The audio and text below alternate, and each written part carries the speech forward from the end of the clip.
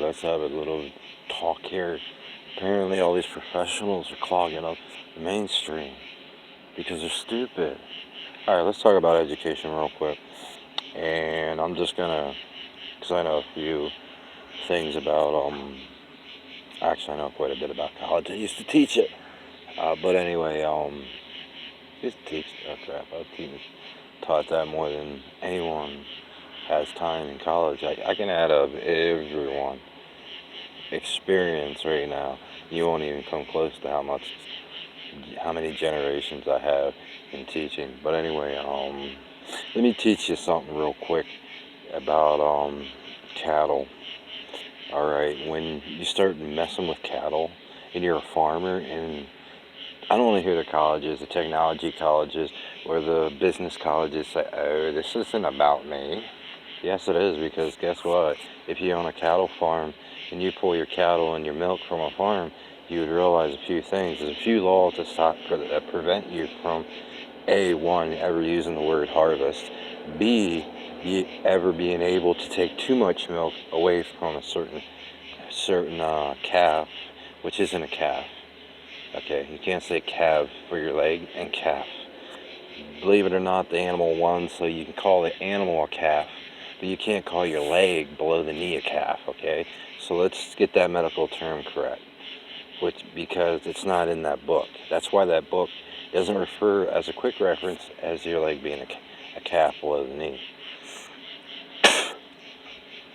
If you ever look into a medical book, a full-end medical book, you more than likely can't say the names. You're not meant to be looking at that for a reason. But anyway, let's go back to the cattle. In the United States, it's been noticed that most cattle, I believe, honestly and truthfully, live about 38 years on rough average, okay? And that's why farmers would walk cattle from, let's say, Pennsylvania and Williamsport all the way out to Pittsburgh, and then they'd walk them back to Pittsburgh, and then the cattle would get a break for about 6 to 8 months, and all of a sudden, boom, they're back out doing maybe from Williamsport to Virginia, down in Washington, D.C. Now, the interesting part of it is does this happen? Well, one, it's not good for cattle to walk around where the fields are, where they gotta not congregate, but where they need to be in the pen, all right, and whatnot. So when you start putting cattle in tight places, the meat tends to, and so does cattle's attitude, or the cow's attitude tends to be like, you don't have any cows with any type of wanting to do something. But anyway, as you walk these cattle and you bring them back, and they take kind of like a vacation, but not really a vacation. They just stand there in that wide open field that you prepared for them. Normally, which is, they'll plant wheat because they get an abundance of wheat and whatnot. And they'll wait until it's season. And this is something else you don't see wheat farmers doing, is going out and hand-picking the seed after the seed falls off. Because normally on the growing period, you get 2 growing periods inside North Canada, America. And the first one is good, the second one's good, the third one is the seed you plant. Okay? Because it's normally the last harvest you get. That's why all the harvests are kept different. They're not siloed. If you silo, you got to keep them all separate from everything. So anyway, they bring them back, and they just chomp down and eat and eat and eat and eat and eat and eat. And then they get a lot of water and whatnot, and they take them back out. Now, you may wonder why at one point in time you won't see this in a history book, but you will see it in a European history book, just not a North Canada, America book. There was over 70 alien. When I say alien, I'm saying million, because of the fact that money starts at A and works to Z. And it starts at 0 and goes to what Z would be, which is an astronomical number and whatnot. So anyway, when you start slaughtering 20-year-old cattle under the age of 20 or under the age of 30, and you start slaughtering slaughtering cattle under the age of 40, you're not going to get very good meat. If cattle aren't allowed to roam, and let's say, like today's day and age, you got too many freaking cars, too many trucks that are highly illegal to use, let alone run, to start walking cattle from Kansas City out to Missouri border and back to Kansas City in any direction. So now, since you don't have, the time, you got to buy 100 acres. And those cattle should be able to roam over 100 acres, but to make it profitable in the sense of that this country doesn't pay a lot of money, and I hear in some places the states don't pay anything, even though they're not states or territories. They don't pay nothing for a cattle farmer. So you have to buy so many dairy cows, and they're not dairy cows, they're female cows that you actually provide milk and whatnot. So if you have 100 bulls to slaughter, because mainly they don't like to slaughter the female cows. So as they don't like to do this, you got to get 100 bulls, and then you got to get like 1,000 females, or at least 500, to make any form of business. But it's not a business if it's a farm.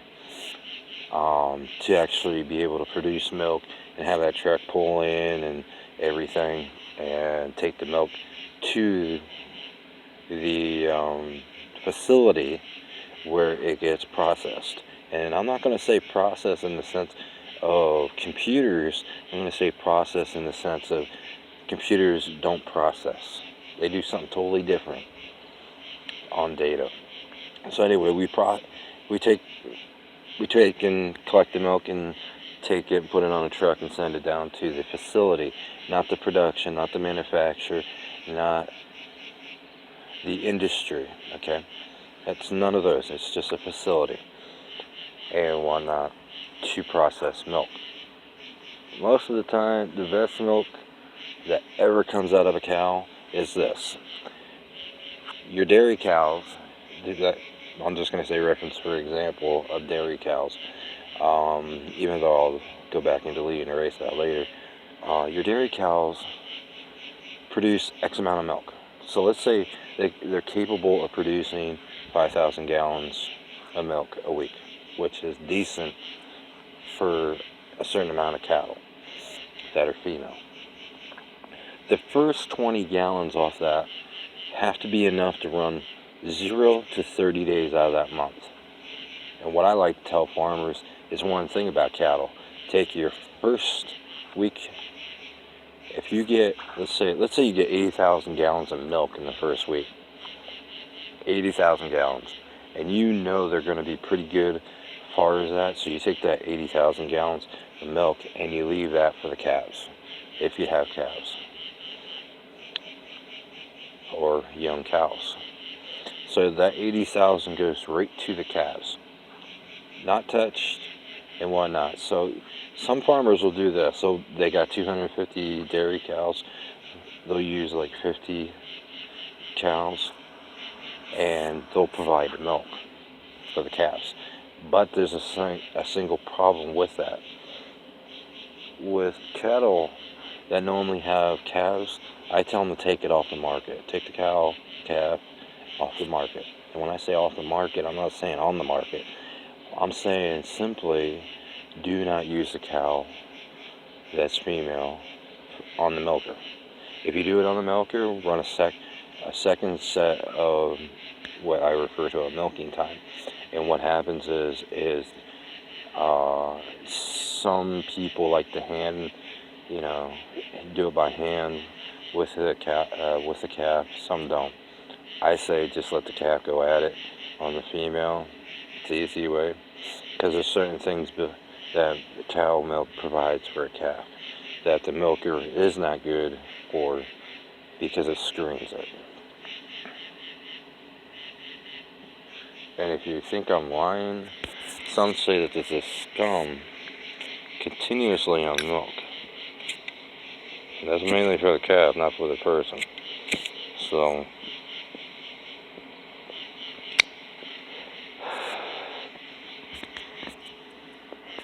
when you say that scum that's on the milk, for that female cow, that's there for one reason. And that one reason, which isn't scum, okay, so delete erase the word scum, that is there for one reason. It's just like, I won't say certain things, but it allows the cow to be bigger. In a certain sense of being healthy and nutritious for the cow. Even though the cow may not like it, it also helps the lining in their stomachs.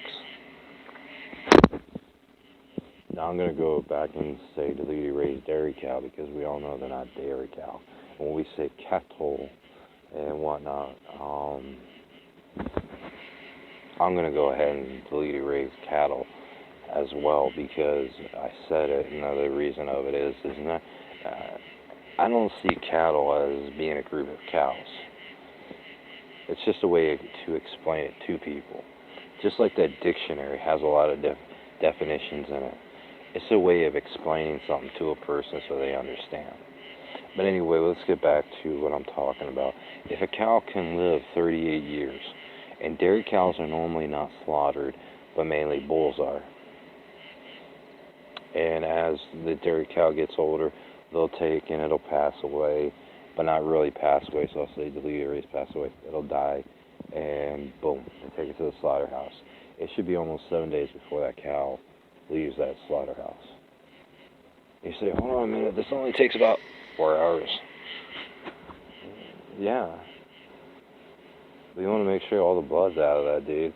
You can't just hook up the pump and suck the blood out. The veins will collapse. Oops. You just can't keep turning the cow over and hoping that the pump will suck all that blood out. The vein will collapse. The arteries will collapse. And when, as you do this, you end up seeing one vein after another because of the heat off the machine.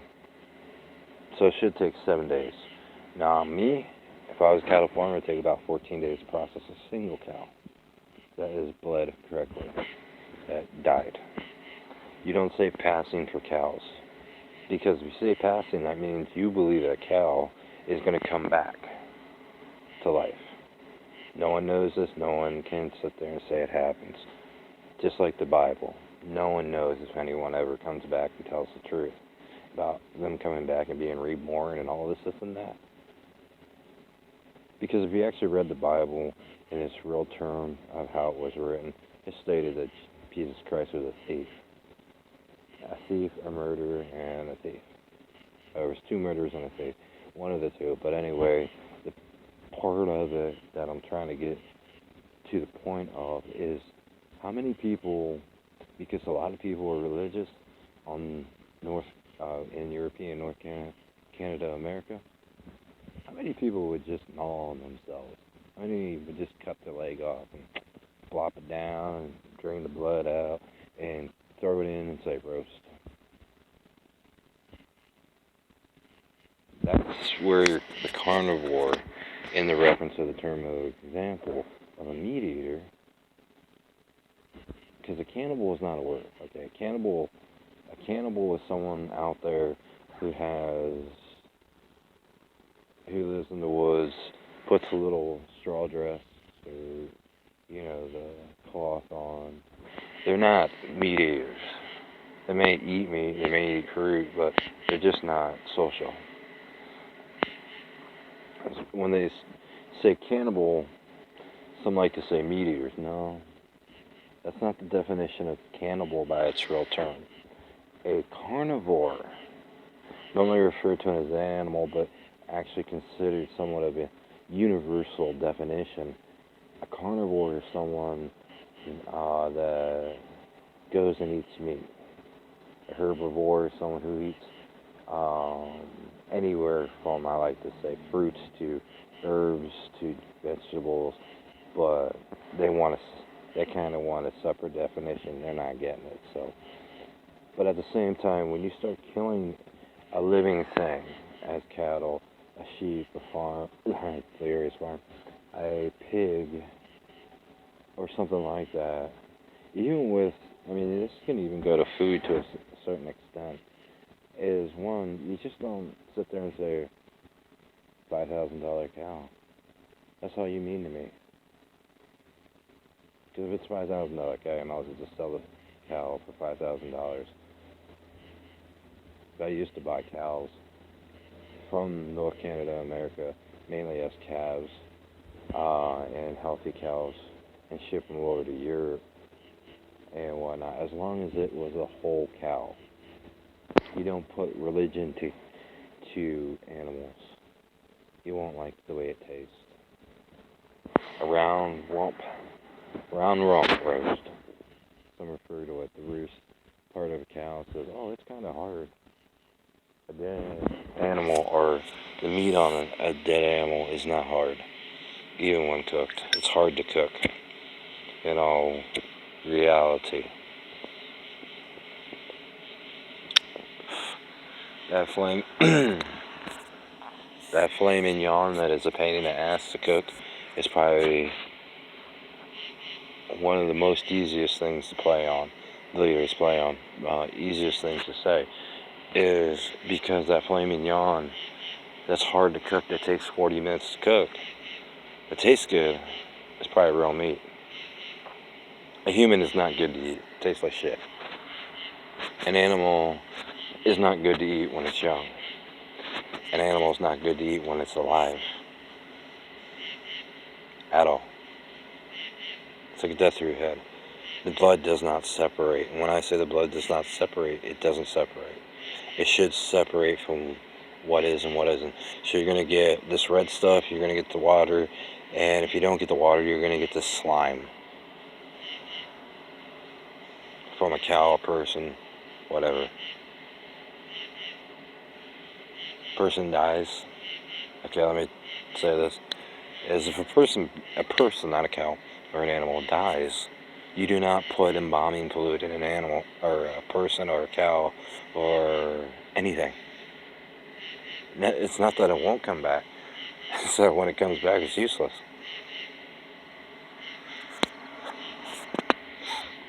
For a lot of people that think that, oh, blood will come back. Nope. If you drain it, I've gotten blood to come back in people that have 90% of themselves filled up with embalming fluid. And they all hear voices. And the fact of it is, yeah, you're going to hear voices if the blood isn't yours. And some people will swear animals talk. Some people can make animals do stuff. That's because, that you got animal blood in you. If someone fucks up, you gotta fix it. But anyway, there's some people who just nag on you about fixing. The easy way to do is something you probably weren't told or taught, because one thing isn't taught as how to come back to life, unless you deserve it. If you're religious, you're a cult, or any of that, we won't even talk to you about coming back. Anyway, that's all I gotta say.